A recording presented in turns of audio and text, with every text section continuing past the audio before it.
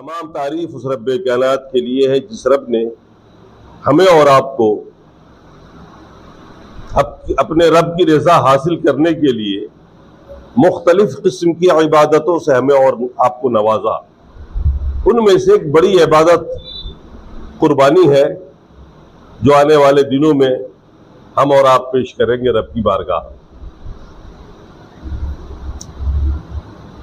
आज के खुतबे में हम कुर्बानी की हकीकत आपके सामने में लाना चाहेंगे। कई लोगों ने सवाल किया, कई तलबा ने सवाल किया कि कुर्बानी की हकीकत क्या, कुर्बानी क्यों, किस लिए, इसका मकसद क्या। अक्सर हमारे गैर मुस्लिम भाई भी इस किस्म के सवालात करते हैं।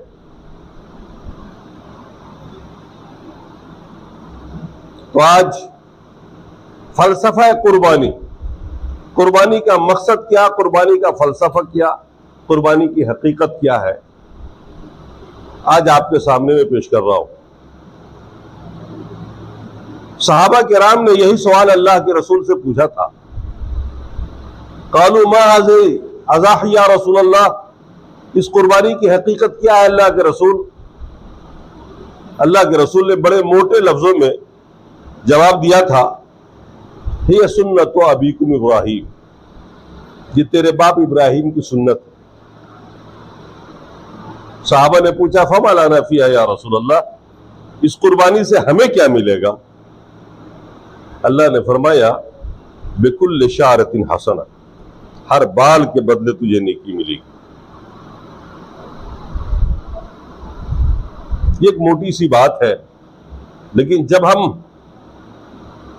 तज़किया करते हैं, गौर करते हैं, उस वाक़या, उस पस मंजर पे गौर करते हैं तो इसकी बड़ी लंबी तारीख है।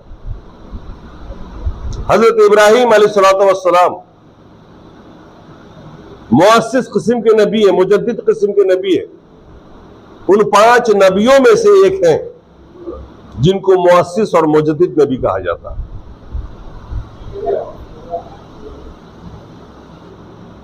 इनके बारे में कुरान में आता, अल्लाह ताला उस वाक़े को खुद बयान फरमाता है। जब हजरत इब्राहीम अलैहिस्सलातु वस्सलाम ने अपने बुढ़ापे में 80-90 साल जिंदगी गुजारने के बाद, जब आपको कोई औलाद नहीं दी, अल्लाह ने लावलद थे, आपने दुआ की रब्ब हबली मिनस सालिहीन, ऐ अल्लाह तू नेक औलाद मुझे अता फरमा दे। और अल्लाह ने उस दुआ को कबूल की और फरमाया फबश्शरनाहु बिगुलामिन हलीम, एक बुर्दबार, बर्दाश्त करने वाला, हलीम कहते जिसे गुस्सा ना आए, जो बड़ी बड़ी बातों को पी जाए, बहुत ही बुर्दबार किस्म का हो, बर्दाश्त करने वाला हो। अल्लाह फरमा रहा है फबश्शरनाहु बिगुलामिन हलीम, एक हलीम बुर्दबार बच्चे की हमने बशारत सुनाई, क्या इब्राहिम तुझे मैं एक लड़का दूंगा और वो नहायत ही बुर्दबार और बर्दाश्त करने वाला हो। वह इस्माइल अलैहिस्सलाम के बारे में। चुनांचे उस बुढ़ापे में एक औलाद मिली। फिर बीच के सारे वाकयात हज़फ है, दूसरी जगहों पर कुरान की आयतों में, दूसरी सूरतों के अंदर है। अब इसके आगे देखिए, सूरह साफात के अंदर है फलम्मा बलगा माअहु साय, जब भाग दौड़ के काबिल वो बच्चा हो गया। हजरत इस्माइल सलाम के बारे में आता है कि जब 12-13 साल की उम्र को पहुंच गए, भाग दौड़ के काबिल हो गए, अपने बाप का हाथ बटाने लगे, तब अल्लाह तबारक व तआला ने एक ख्वाब दिखाया, एक हुक्म दिया ख्वाब के जरिए। नबी का ख्वाब भी वही होता है। फरिश्ते जिस तरह सामने आकर अल्लाह का पैगाम सुनाते हैं, कभी अल्लाह ताला ख्वाब में ही अपना पैगाम देता है। ये वही है। ये जिलहिज्जा की 8 तारीख को यह ख्वाब आया था, जिस दिन हाजी हज के लिए निकलते हैं एहराम बांधकर मक्का से। इसीलिए उस दिन को यौमुत तरविया कहते हैं अरब में। उस दिन का नाम है यौमुत तरविया, ख्वाब वाला दिन। हजरत इब्राहिम अलैहिस्सलाम को अल्लाह का हुक्म आया ख्वाब के जरिए। फिर हजरत इब्राहिम ने अपने बेटे से कहा, या बुनय्या इन्नी अरा फिल मनाम अन्नी अज़बहुका, बेटा ख्वाब में मैंने देखा है, अल्लाह का हुक्म हुआ है कि मैं तुझे अपने हाथों से ज़बह कर रहा हूं। 12-13 साल का बच्चा, होने वाला नबी, क्या जवाब देते हैं बाप को? या अबति फ़अल मा तुअमर। अल्लाह ने उनकी बोली को नकल किया कुरान। या अबति फ़अल मा तुअमर, अब्बा जान आप अपने रब के उस हुक्म को कर गुजरिए जिसका हुक्म रब ने आपको दिया है। सतजदुनी इंशाअल्लाह मिनस साबिरीन, इंशाअल्लाह अल्लाह ने अगर चाहा तो आप मुझे सब्र करने वाला पाएंगे, मैं सब्र करूंगा। आप अल्लाह का हुक्म कर गुजरिए। यह है वो कुर्बानी जिसका जिक्र कुरान में आता है। सतजदुनी इंशाअल्लाह मिनस साबिरीन, आप अनकरीब मुझे सब्र करने वाला पाएंगे, रब का हुक्म कर गुजरिए आप।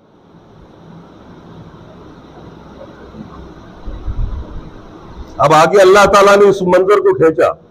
फलम्मा अस्लमा वतल्लहु लिलजबीन, जब बाप बेटे दोनों फरमा बरदार हो गए, बाप बेटे का मुकालमा खत्म हुआ, गुफ्तगू खत्म हुई, दोनों इसके लिए तैयार हो गए। बाप ज़बह करने को तैयार, बेटा ज़बह होने को तैयार।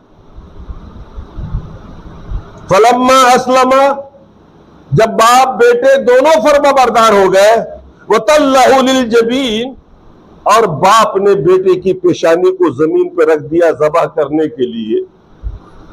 जो उस मंजर को अपनी आंखों से देखिए, अपने अपने बेटे को लिटा के सामने, बेटे को लिटा दिया, मीना में ले जाकर के, चाकू तेज है, अब ज़बह करने को तैयार है बेटे को। वनादैना हो या इब्राहिम, अल्लाह ने पुकारा, इब्राहिम रुक जाओ। वनादैना हो, डायरेक्ट, कोई फरिश्ता बीच में नहीं, अल्लाह सीधे पुकार रहा। वनादैना हो, अल्लाह कह रहा हमने पुकारा, इब्राहिम रुक जाओ। कद सद्दक़्ता रोया, तूने ख्वाब को सच कर दिखाया। तेरा बलिदान ये नहीं है कि बेटे को ज़बह करो, बस तुम यहां तक आ गए, बेटे के हलक पे छुरी फेरने को तैयार हो, काफी है मेरे लिए। वनादैना हो या इब्राहिम, हमने आवाज लगाई, है इब्राहिम रुक जाओ। कद सद्दक़्ता रोया, तूने ख्वाब को बिल्कुल सच कर दिखाया। इन्ना कज़ालिका नज्जिल मुहसिनीन, हम नेकोकारों को ऐसे ही बदला देते हैं, ऐसे ही लोगों को हम अच्छा बदला देते हैं। तेरा इखलास, तेरी कुर्बानी वो दिल की कुर्बानी है, तेरा वो जज्बा कुर्बान होना चाहिए। फिर आगे अल्लाह कहता है, इन हाज़ा लहुवल बलाउल मुबीन, ये तो बहुत बड़ी आजमाइश है, आखिरी दर्जे का इम्तिहान मैंने ले लिया तुमसे। इससे बड़ा इम्तिहान एक बाप के लिए क्या हो सकता है कि बाप अपने इकलौते बेटे को अपने हाथ से ज़बह करे। धन कुर्बान कर सकता है आदमी, सब कुछ कुर्बान कर सकता है, लेकिन खुद अपने इकलौते बेटे को अपने हाथ से ज़बह करे, इससे बड़ी आजमाइश नहीं हो सकती। इन हाज़ा लहुवल बलाउल मुबीन। आगे अल्लाह कह रहा फदैना हो बिज़िबिन अज़ीम, हमने एक फिदिया भेजा, अजीम फिदिया, बड़ी कुर्बानी, बेटा जन्नत से कुर्बान जाइए अंदाज़े तखातुब पर। फिदिया क्या होता है? ये अरबी में फिदिया है। आप हज करने जाएंगे, हालत एहराम में कुछ ऐसा काम आपने कर लिया जो एहराम के खिलाफ है, दौरान हज आपने कोई ऐसा काम कर डाला जिससे अल्लाह ने, अल्लाह के रसूल ने आपको रोका हुआ है, तो आपको फिदिया देना पड़ता है। फिदिया देना पड़ता है, जुर्माना देना पड़ता है। उसको अपनी भाषा में हम कहें तो जुर्माना हुआ एक किस्म का, आप वक्त पर नहीं आए, आपको जुर्माना देना पड़ेगा, उसको अरबी में फिदिया कहते हैं। अल्लाह ताला भी कहीं जुर्माना देगा। लेकिन अल्लाह का बड़प्पन देखिए, शान महबूबियत देखिए, जुमला क्या इस्तेमाल किया रब ने, वफ़दैनाहु बिज़िब्हिन अज़ीम। ऐसा लग रहा है कि जो मोहब्बत, जो इखलास, जो जज्बा हजरत इब्राहिम ने दिखाया, उस जज्बे के जवाब में अल्लाह तबारक व तआला ने वही मोहब्बत दिखाई और कहा फ़दैनाहु बिज़िब्हिन अज़ीम, हमने एक अजीम फिदिया भेजा इस्माइल की जगह पर कुर्बान होने के लिए। ये बड़ी आजमाइश थी, इब्राहिम आजमाइश में पूरे उतरे, हमने रोका, फिदिया भेजा।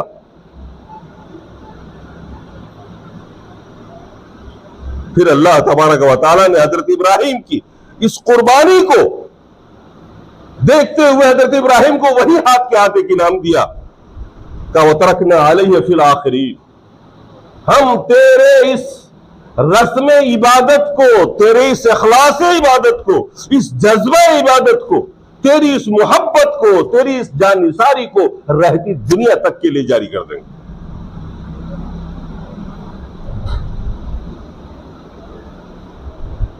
फ़दैनाहु बिज़िब्हिन अज़ीम पे जरा गौर कीजिए। आज हम लोग इसी को कुर्बानी समझते और इसी को समझकर कुर्बानियां करते हैं। भैया ये तो फिदिया है, कुर्बानी नहीं है, ये तो अल्लाह का भेजा हुआ फिदिया है। कुर्बानी तो शुरू में गुजर चुकी है। जब बाप ने कहा था बेटे से, मैंने देखा है ख्वाब में मैं अपने हाथ से तुझे ज़बह कर रहा हूं, और बेटे ने कहा अब्बा जान कर गुजरिए जो रब का हुक्म है। ये जज्बा इताअत, ये मुकालमा, ये बाप बेटे की गुफ्तगू, ये है कुर्बानी। कुर्बानी वो नहीं है जिसे हमने कुर्बानी समझा, ये तो फिदिया है रब का। ये रब के फिदिये की नकल हम कर रहे हैं, कुर्बानी ये नहीं है। कुर्बानी वो है जो बाप बेटे के दरमियान गुफ्तगू हुई थी। बाप ने कहा था अल्लाह का हुक्म हुआ है, मैं तुझे ज़बह कर रहा हूं, बेटे ने कहा मैं तैयार हूं। रब के हुक्म के सामने मैं गर्दन झुकाने को तैयार हूं, बरेज़ा व रग़बत, बखुशी। नहीं समझ में आया आपको? आप 20,000 की कुर्बानी तो कर सकते हैं एक जानवर लाकर, लेकिन रब की इताअत में आप झूठ बोलना नहीं छोड़ सकते। कौन सी कुर्बानी है आपकी? आप 50,000 की कुर्बानी कर सकते हैं, आप धोखा देना नहीं छोड़ सकते, आप गुनाह करना नहीं छोड़ सकते, आप नमाज नहीं पढ़ सकते, इताअत नहीं कर सकते, आप रोजा नहीं रख सकते, आप सच्चाई की राह पर कायम नहीं हो सकते। हमारी कुर्बानियां क्या है? हमने जिसको कुर्बानी समझा वो फिदिया निकला। कुर्बानी तो ये थी कि रब का हुक्म आया, बाप भी तैयार, बेटा भी तैयार, और आखिरी दर्जे की आजमाइश, उससे बड़ी कोई आजमाइश, कोई इम्तिहान एक बंदे के अल्लाह ले ही नहीं सकता। ये इम्तिहान नहीं है कि 5 टाइम नमाज पढ़ ली हमने, बैठे भी रहे, कौन सा बड़ा काम था? ये कौन सी बड़ी कुर्बानी दे दी आपने वक्त? वैसे भी आपका वक्त पास हो रहा था मोबाइल देखने में, वैसे भी आप नेट में जुड़े हुए थे। अरे कुर्बानी तो यह है कि अब सच बोलना चाहिए आपको, और आपको पता है सच बोलने से हमें नुकसान होगा, मगर रब के हुक्म से आपको सच बोलना है और कोई नुकसान आपको नहीं होगा। रब का इसका जिम्मेदार है। आप सही रास्ते पे चल सकते थे, ये अल्लाह का हुक्म भी है, आपके पास सलाहियत भी है, मगर आपने मामूली मफाद की खातिर फरेब और झूठ का सहारा ले लिया। आपको कौन सी कुर्बानी है आपकी? आप नमाज नहीं पढ़ सकते, मगर लाख रुपए का बकरा कुर्बान कर सकते हैं। ये कैसी कुर्बानी है? रब की इताअत आप करने को तैयार नहीं, रब की इताअत आप करने को तैयार नहीं है। कुर्बानी तो यहां है, अपने जज्बात को रब के अहकाम के ताबे करिए ना। कुर्बानी इसे कहते हैं, अल्लाह के हुक्म को मानिए ना। 5 वक्त नमाज फर्ज है, एक अजान की आवाज पर आपको भागते हुए मस्जिद आना चाहिए ताकि आप जमात से नमाज पढ़ सकें। इसे कहते हैं कुर्बानी। आप पर जो जो चीजें फर्ज की गई, अल्लाह का जो जो हुक्म है, उसे बसरो चश्म बरिज़ा व रग़बत कबूल करिए। यह है कुर्बानी। उन गुनाहों को तर्क करिए, छोड़िए जिसकी हम आदी हैं। हम रसूल की उम्मत हैं, हम मुसलमान हैं, हमारा अखलाक कैसा होना चाहिए। अल्लाह के रसूल से एक बार एक सहाबी ने पूछा, मल इस्लाम या रसूल अल्लाह, ईमान की कौन सी खसलत बहुत अच्छी लगती है अल्लाह को। फरमाई दुआमुत तहाम, इफ्शाउ सलाम, सलाम फैलाना, खूब सलाम करो, आपस में मोहब्बत कायम करो, गरीबों को मोहताजों खाना खिलाओ। हम इस कुर्बानी के लिए तैयार नहीं। अल्लाह के रसूल से पूछा, अय्युल इस्लाम अफजल, अल्लाह का इस्लाम मुसलमान की कौन सी खसलत बहुत अच्छी है।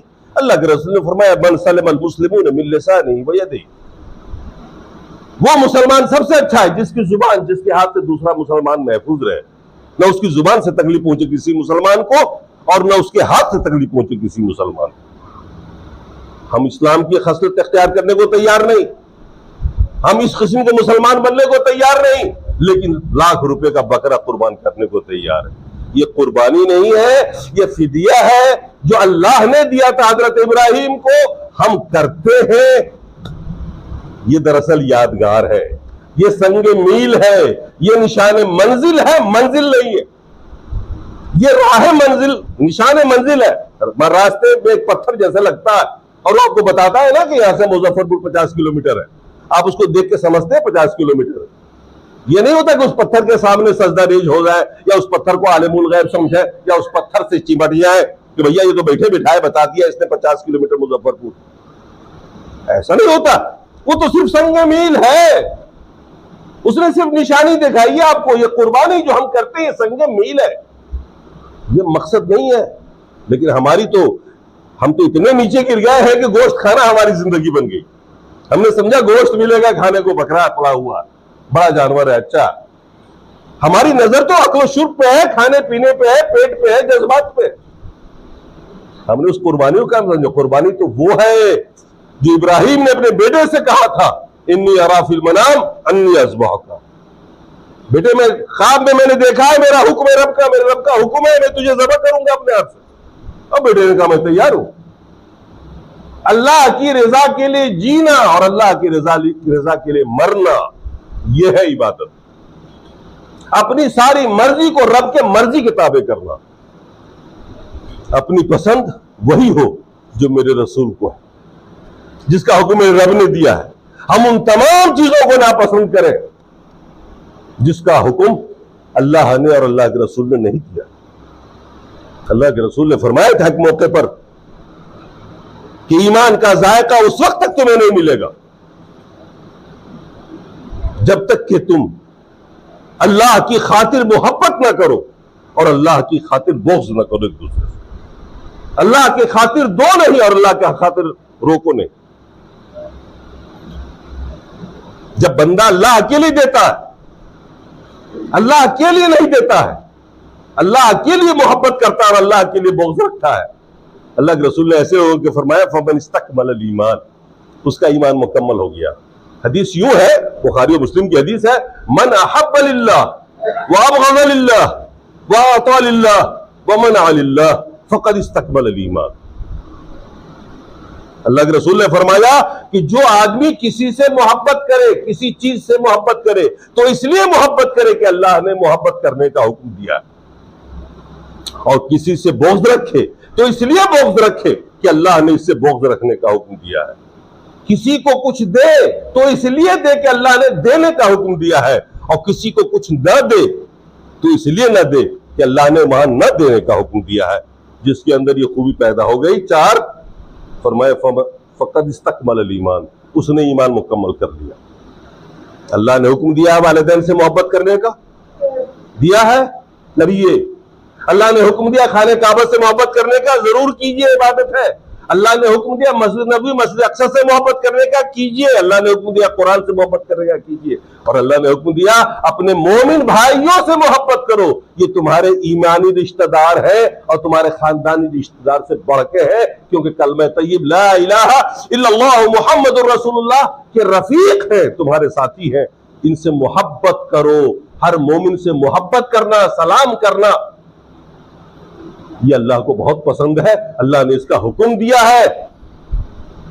और बोझ रखिए उससे, अल्लाह ने जिससे बोझ रखने का हुक्म दिया, उससे नहीं जिससे आप चाहें। बल्कि उससे जो ऐसे लोग हैं जो अल्लाह के नाफरमान हैं, जो अल्लाह को गालियां देते हैं, जो शिर्क करते हैं, जो बिदअत करते हैं, जो अल्लाह के भेजे हुए दीन को बिगाड़ते हैं, जिसके बारे में अल्लाह के रसूल ने फरमाया मन वक्कर साहिब बिदअतिन फक़द आना अला हदमिल इस्लाम, जिसने किसी बिदअती की ताज़ीम की उसने इस्लाम को ढाने में उसकी मदद की। आप उससे बुग़्ज़ रखिए, ये इबादत है, इसमें अल्लाह नेकी देगा। आतलिल्लाह, जिसने अल्लाह की खातिर दिया। एक आदमी आता है भीख मांगते हुए या मोहताजी में आपके पास आ रहा है, कहता है अल्लाह के नाम पर दे दीजिए, इबादत है, दीजिए, इबादत है, अल्लाह ताला उसमें नेकी देगा आपको। और अगर कोई आता है गैरुल्लाह के नाम पर मांगने के लिए, फला पीर के नाम पे दे दीजिए, फला बुजुर्ग के नाम पे दे दीजिए, आपने दिया, उस गैरुल्लाह की इबादत हुई। किसकी इबादत हुई? उस गैरुल्लाह की इबादत हो गई, शिर्क हो गया। अल्लाह ने कहा वहां मत दो।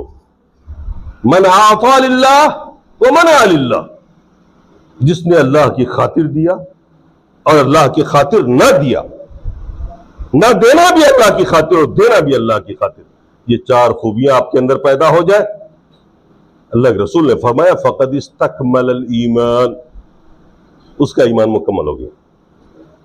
आपकी मेयार सोच की, अमल की ये बने कि अल्लाह के लिए सब कुछ करना, अल्लाह के लिए जीना, अल्लाह के लिए मरना। हजरत इब्राहिम अलैहिस्सलाम ने जब बेटे को कुर्बानी करना चाहा, ज़बह करना चाहा, क्या पढ़ा था? इन्ना सलाती व नुसुकी व महयाया व ममाती लिल्लाहि रब्बिल आलमीन। ऐ अल्लाह, मेरी नमाज, मेरी कुर्बानी, मेरी जिंदगी, मेरी मौत, जिंदगी और मौत को देखिए, मेरी नमाज, मेरी कुर्बानी, इन्ना सलाती व नुसुकी व महयाया व ममाती, मेरी जिंदगी भी और मेरी मौत भी लिल्लाह, अल्लाह के लिए। वो बिज़ालिका उमिरतु, इसी का मुझे हुक्म भी दिया गया है, हम सबको हुक्म दिया गया है, हम सबको यह हुक्म दिया गया है, नमाज, कुर्बानी, रब के लिए जीना और रब ही के लिए मरना। वो बिज़ालिका उमिरतु, इसी का मुझे हुक्म भी दिया गया, व अना अव्वलुल मुस्लिमीन। उस वक्त तो पहले मुसलमान थे, उस दौर में मैं पहला मुसलमान हूं। ये कुर्बानी करने से पहले हज़रत इब्राहिम ने पढ़ा था। अल्लाह को ये बात इतनी पसंद आई कि कुरान में जगह दे दिया उसने। अब वो कुरान की आयत है, नमाज इबादत है, हम और आप सब जानते हैं, कुर्बानी भी इबादत है, हमारा सबका ईमान है, हम सब लोग करते हैं। आपकी जिंदगी भी इबादत है क्या? आपकी जिंदगी का मकसद, आपसे पूछूं, आप कहेंगे प्लॉट लेना, इनसे पूछूं ताजमहल बनवाना। आपकी जिंदगी का मकसद बच्चों को डॉक्टर बनाना। आपकी जिंदगी का मकसद, आपके जद्दोजहद का मकसद, आपके तर्के सलात का मकसद पैसे जमा करना है, औलाद को मालदार करना है। हमारी जिंदगी का मकसद क्या है? हमें कभी किसी ने सोचा कि जिंदगी का मकसद रज़ा इलाही? हजरत इब्राहिम अलैहिस्सलाम वो शख्सियत है जिन्होंने जिंदगी के एक एक पल को न सिर्फ ये कि रब की मर्जी के लिए गुजारा, रब की मर्जी के मुताबिक गुजारा, बल्कि ये दिखा दिया कि मेरी जिंदगी का मकसद रब की रजा। उन्होंने कभी नहीं सोचा मेरा क्या नुकसान होने वाला, मैं क्या खोऊंगा, क्या पाऊंगा। नबूवत मिली, नौजवान थे, उठ खड़े हुए, दावत तौहीद के लिए लोगों को समझाया, ये बुत तुम्हारा कुछ बिगाड़ नहीं सकते, बना नहीं सकते। लोगों ने नहीं माना, और एक दिन जब सारी कौम चली गई बाहर, खुद कुल्हाड़ी लेके उठे और सबके हाथ पर तोड़ डाला, और कुल्हाड़ी भी छोड़ा है वहीं। ये भी हिकमत होती, हम और आप होते तो कुल्हाड़ी तो कम से कम ले आते, भैया कुल्हाड़ी को तो पूरा मोहल्ला जानता है ये फला की है, छोड़ा है, क्या कर लोगे तुम? मारोगे, मौत दे दोगे, तैयार है, रब की रजा के लिए मरने को भी तैयार है। जिंदगी भी अल्लाह के लिए, मौत भी अल्लाह के लिए। बाप को समझाया, कौम को समझाया, इन्नी बरो मिनकुम मैं ताबुदून मिन दुनिल्लाह, ऐ लोगों मैं तुमसे बरी हूं, बिल्कुल अलग हूं, और उस वक्त तक अलग हूं जब तक कि तुम एक अल्लाह को न मान लो। इन बुतों को छोड़ो, कफरना बिकुम वो बना बैनना बैनकुम अदावत वल बग़दा। इंशाअल्लाह किसी और मौके पर हज़रत इब्राहिम की सीरत को बयान करेंगे, फिर वो एक एक पहलू आपके सामने आएगा। उन्होंने जिंदगी जी के दिखाया, नतीजे में उनको जब आग में डाला जा रहा था वो देख रहे थे मौत सामने है। ये ना हुआ कि गिड़गिड़ाए, लोगों से माजरत कर ले, माफी तलाफी कर ले, कुछ नहीं, मरने को तैयार है, मरने को तैयार है। पता है आग में डाले जाएंगे, जल जाएंगे, का मरना भी तो रब के लिए है। जिस तरह ये जिंदगी रब के लिए है, मौत भी रब के लिए।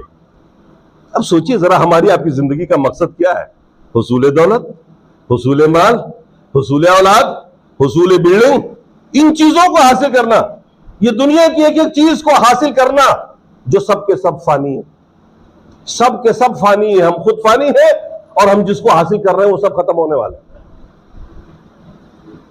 सोचिए आप,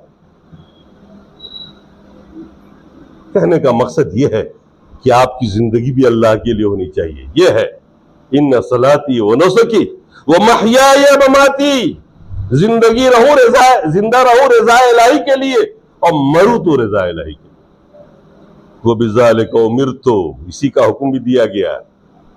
इब्राहिम ने फरमाया इसी का मुझे हुक्म दिया गया है और हम सबको इसी का हुक्म दिया गया है। हम सब लोगों को रब ने पैदा ही इसीलिए किया है कि आप रब की रजा के लिए जिंदा रहिए, और आपकी जिंदगी का कोई मकसद नहीं है। ये जितने भी मकासिद है ना, ये मकासिद वक्ती फायदा पहुंचा सकते हैं आपको, दायमी तौर पे नहीं पहुंचा सकते।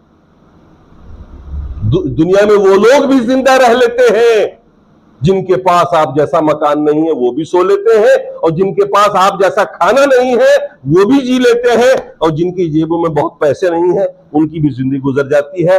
रात आ रही है, जा रही है, सारे लोगों का टाइम पास हो रहा है। वक्त वही आएगा फिर लास्ट में, जहां आप होंगे वहीं आपके पहलू में गरीबी दफन होगा। अब पहुंचना सबको रब के पास है, लेकिन जिसने रब के लिए जिया होगा, रब के लिए मरा होगा, उसका मकाम कुछ और होगा। जिसका जीना और मरना इबादत रहा होगा, रब की रजा रही होगी। हजरत, एक बड़ा वाकया है, खैर लंबा टाइम हो जाएगा। एक सहाबी थे, एक जंग के मौके पर नुमाइंदा बनाकर भेजा गया था। 30,000 मुसलमानों की फौज जमा थी और लड़ने के लिए रूमियों से, जबकि रूमियों की तादाद 2 लाख फौज की थी। तो उधर के बादशाह ने मुकालमे के लिए बुलाया था। एक सहाबी को अमीर ने भेज दिया कि जाओ डायलॉग करके आओ, बात करके आओ। बादशाह ने पूछा, खुदकुशी करने आए हो तुम लोग? 30,000 की फौज तुम्हारे पास है, जिसके पास तलवार के अलावा कुछ नहीं। मेरे पास 2 लाख की फौज है, खुदकुशी करने के लिए आए हो? अरब के चरवाहो, मरने के लिए आए हो? क्या जवाब दिया था साहबा ने बादशाह को? एक सहाबी ने, उस दौर के एक मामूली मुसलमान के, ये आज हमारे लिए तो बहुत अजीम है, उस दौर के एक मामूली सहाबी ने क्या जवाब दिया था बादशाह को? कोई डर नहीं, कोई रोब दाब उसका नहीं, जो अल्लाह से डरता हो किसी ने डरता। कहता है बादशाह, हम ना हुसूल दौलत के लिए घर से बाहर निकले, न माल हासिल करने के लिए निकले हैं, न मुल्क हासिल करने के लिए निकले, न जीतने के लिए निकले हैं, न हारने के लिए निकले हैं। हम तो शहादत के लिए निकले हैं भाई। अब हमको इससे क्या मतलब कि तुम 2 लाख हो या 2 करोड़ हो जाओ, हमें तो रब की रजा मकसूद है। मेरी जिंदगी रब के लिए, मौत भी रब के लिए हो जानी चाहिए। कहां कहां हम मुल्क हासिल करने के लिए आए हैं और कहां हम जीतने के लिए आए हैं जो हम इसकी परवाह करें। हम तो इसलिए आए हैं ताकि शहीद हो जाए, अपना गला कटा कर अल्लाह की राह में अपनी जान का नजराना दे करके जन्नत में पहुंच जाए। रब की रजा मकसूद है।